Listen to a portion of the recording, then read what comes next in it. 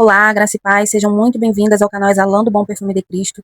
Hoje vamos estar falando sobre um assunto muito importante, sobre religiosidade. O que é religiosidade no contexto que Jesus ele criticava?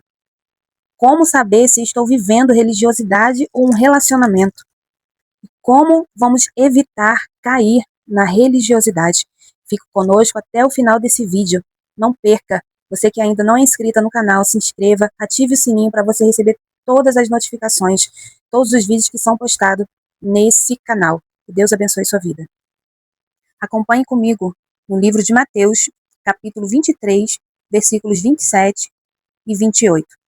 Jesus, ele vai dizer: ai de vós, escribas e fariseus, hipócritas, pois que sois semelhantes aos sepulcros caiados, que por fora realmente parecem formosos, mas interiormente estão cheios de ossos de mortos e de toda imundícia.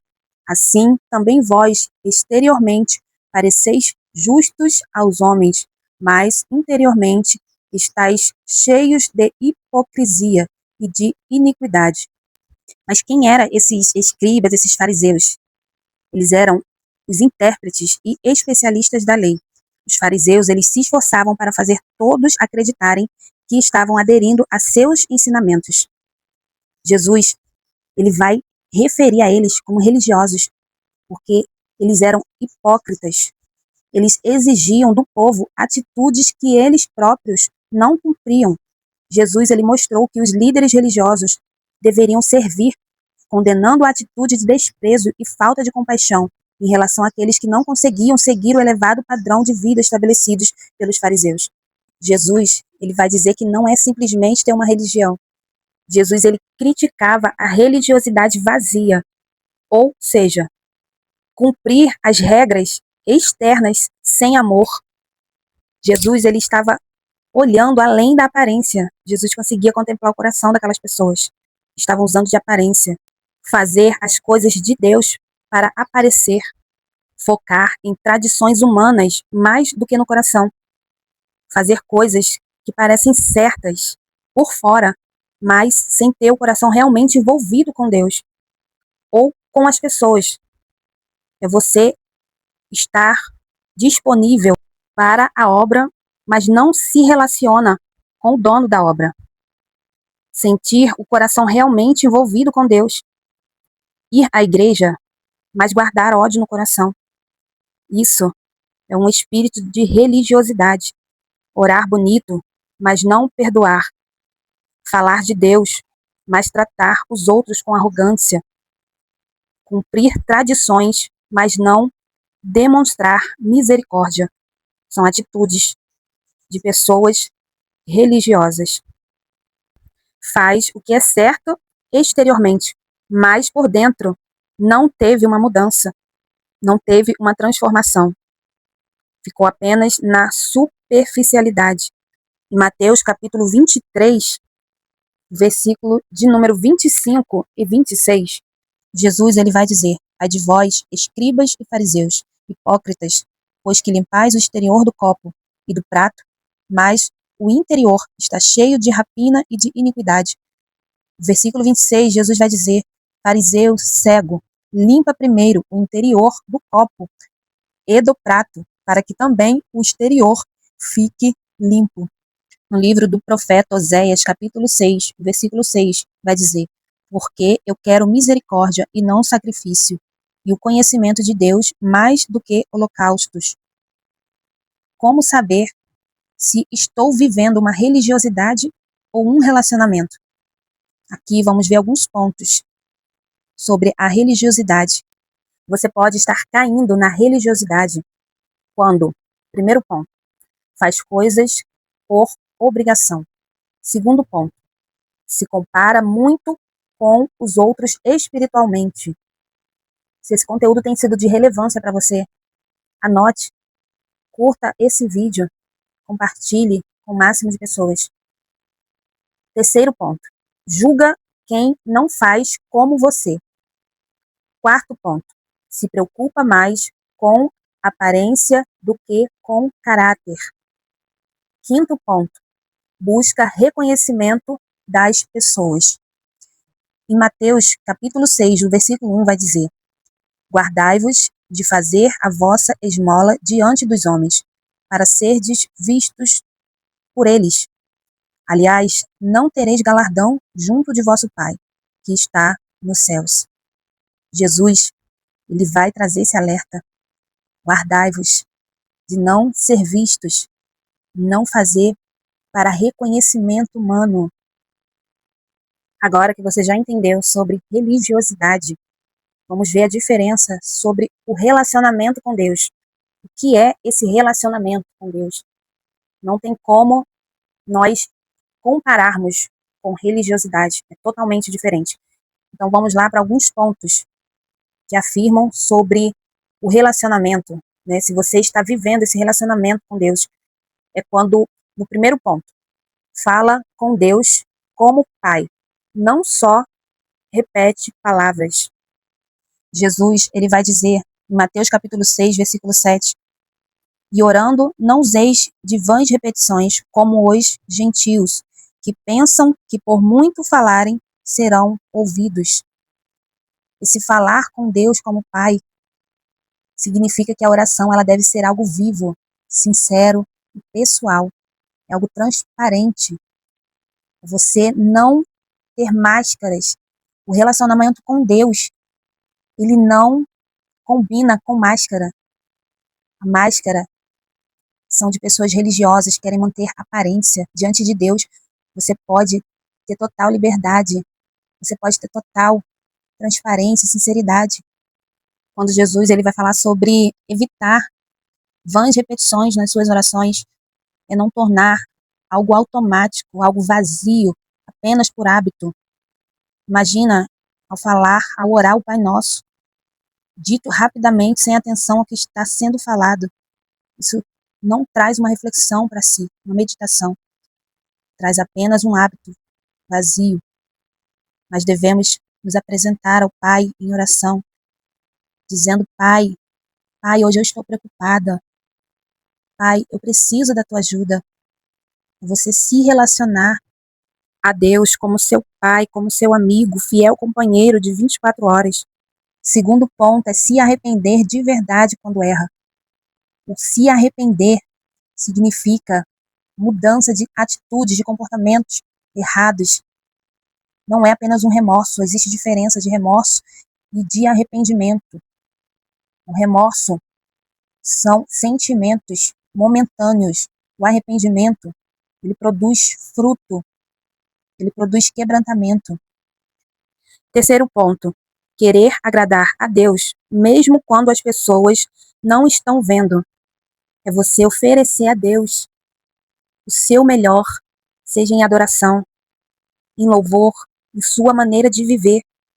Você ser o mesmo, ser a mesma. Lá fora, na igreja, a sua adoração na igreja, ela deve refletir a sua adoração em casa, no secreto. Não deve ser apenas pública. Quando se torna público, algo que está no secreto está revelando o seu relacionamento. Mas quando algo, a adoração pública, a qual as pessoas estão vendo, não é o mesmo que reflete no secreto, na sua casa, você e Deus, é um comportamento de religiosidade. Você só conseguir oferecer o melhor para Deus diante das pessoas, a público, e em casa você não ser o mesmo. Isso não é um reflexo de relacionamento com Deus. Quarto ponto, o quarto sinal de que você não está praticando a religiosidade e sim um relacionamento com Deus. É quando amamos as pessoas mesmo quando é difícil. Jesus, ele não nos ensinou a amar o pecado, mas a amar o pecador. Se nós estamos impelindo o pecador, se nós não estamos amando, abraçando essas pessoas, se eu não amo a prostituta, se eu tenho nojo dela, eu estou sendo uma religiosa. Eu amar a prostituta não é concordar com a prática dela. Eu amar pessoas de outras religiões não significa que eu concordo com as práticas da religião dela. Jesus, ele nos convida a acolher, como um dia ele nos acolheu. Em João 15, versículo 5, Jesus vai dizer: Eu sou a videira, vós as varas, quem está em mim e eu nele, este dá muito fruto, porque sem mim nada podeis fazer.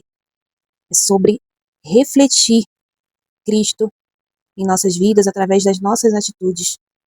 Ele diz bem claro que quem está nele dá muito fruto. Então, relacionamento com Deus produz fruto. Religiosidade não produz fruto. Não produz mudança de comportamento, não produz caráter de Cristo. É o ponto essencial que vai refletir o relacionamento com Deus. Nós falamos que a religiosidade é algo superficial, aparente. O relacionamento com Deus é busca de transformação interior, mudança de caráter, de posicionamento. O relacionamento com Deus, a transformação, ela vem de dentro para fora. Os 3 pontos essenciais que revelam um relacionamento com Deus é permanecer, conexão e intimidade. São os pontos essenciais que refletem um relacionamento com Deus. Entenda como evitar cair na religiosidade. Como podemos evitar? Devemos fazer perguntas ao nosso coração. Eu estou fazendo isso por amor ou por medo? A atitude que eu estou tomando, a função que eu estou exercendo, é por amor a Deus ou por medo, por pensamento das pessoas, por medo de ser rejeitada, por medo de não me aceitarem mais? Entenda, quando fazemos por amor, nós obedecemos porque nós amamos, não por medo. Nós desejamos agradar a Deus de forma espontânea. E há uma alegria em servir. Existe confiança e não um pavor, não um medo. Jesus ele ensinou que o maior mandamento é amar a Deus acima de tudo. Entenda, no amor não há medo. Antes, o perfeito amor, ele lança fora todo medo. O medo, ele produz uma obrigação, com isso traz peso sobre nossas vidas. O amor, ele produz uma entrega. O medo, ele pode até levar alguém a começar a buscar a Deus, mas é o amor que mantém o relacionamento vivo e verdadeiro. A segunda pergunta que devemos fazer ao nosso coração, para evitar de cairmos na religiosidade, é: se ninguém visse, se ninguém me visse, eu ainda fazia? Se ninguém estivesse contemplando, se eu não estivesse exposta, se eu não estivesse diante de pessoas a qual possam aprovar ou não, será que eu ainda faria assim? Será que eu daria o meu melhor se não estivesse ninguém vendo? Será que eu ofereceria ao Senhor aquilo que Ele é digno de receber se ninguém estivesse ali contemplando a minha função? O segredo para curar a religiosidade, ele se inicia no secreto. Como assim curar? Por que curar a religiosidade? A religiosidade, ela vive de plateia. O relacionamento com Deus vive de intimidade. Deus, Jesus, ele nos convida a buscar o secreto. Em Mateus 6, versículo 6. Entenda que é sobre fazer as coisas para Deus, longe dos aplausos. O secreto é orar quando ninguém está vendo. É ler a Bíblia sem postar que você está lendo ela ali. É jejuar sem anunciar. É ajudar sem contar que ajudou. O secreto, ele revela a sua motivação. O que o secreto trabalha? Ele trabalha dentro de nós. O secreto, ele mata o orgulho, pois ninguém sabe o que você está fazendo. O secreto, ele cura a necessidade de aprovação. Você entende que a aprovação de Deus, ela é suficiente na sua vida. O secreto, ele desenvolve a sinceridade, pois no secreto você não precisa de performance. Você tem total liberdade. Se você só ora bonito quando está na igreja, isso é religiosidade. Se você ora chorando no seu quarto, mesmo cansada, isso é um relacionamento. Entenda, a libertação religiosa, ela começa no secreto, porque religiosidade é problema de motivação do coração. O que realmente é essa libertação religiosa? Entenda agora o que não é libertação religiosa. Muitos têm confundido a libertação religiosa. Essa palavra tem estado em alta. Pessoas estão deixando de praticar um relacionamento com Deus, dizendo que é religiosidade como desculpa de não manter uma disciplina espiritual. Pois a disciplina espiritual não é religiosidade. A disciplina espiritual, ela é relacionamento com Deus. O que não é uma libertação religiosa é abandonar a igreja. Você não manter uma comunhão. Você abrir mão de estar em comunhão com os irmãos, de estar na igreja. Isso não é uma libertação de religiosidade. Você virar uma pessoa rebelde. Isso não é uma libertação de religiosidade. Você ignorar princípios não é libertação de religiosidade. Você ir contra os princípios bíblicos é você ignorar a palavra de Deus. Para finalizarmos esse estudo, algo importante para guardar. A religiosidade, ela prende pela culpa. Grave isso. A religiosidade, ela prende pela culpa. Relacionamento transforma pelo amor. O relacionamento, ele vai transformar pelo amor. Primeiro ponto, Deus, ele não é controlador. Segundo ponto, ele não mede você por aparência. Terceiro ponto, ele quer seu coração inteiro, não pela metade. Se você sente que está vivendo uma libertação, talvez esteja percebendo que Deus, ele não é controlador. Ele não mede você. Entenda, você está começando a perceber coisas que antes aceitava, sem questionar. O que você está vivendo é um chamado para um amadurecimento espiritual. Isso pode dar um misto de confusões. Mas também pode trazer alívio, também pode trazer medo, também pode trazer liberdade. Tudo ao mesmo tempo. Mas entenda uma coisa. Se você ir pela palavra de Deus, os ensinamentos, princípios que está na palavra de Deus, você não vai errar o caminho. Você não vai ser enganada, você não vai ser confundida. O Espírito Santo de Deus, ele nos dá discernimento, para que possamos compreender o que a palavra de Deus requer de nós. Que Deus abençoe poderosamente sua vida. Se esse conteúdo ele falou ao seu coração, se essa semente encontrou um espaço no seu coração, eu declaro em nome de Jesus que vai frutificar, vai surtir o efeito para a glória de Deus. E com base nesse conteúdo que nós falamos aí sobre religiosidade, eu quero perguntar para você, se você se sentir à vontade, coloque aí nos comentários, você tem dúvida a respeito de vestimenta cristã? Você tem dúvida de como se vestir com propósito? Você se prende a uma religiosidade na parte da vestimenta?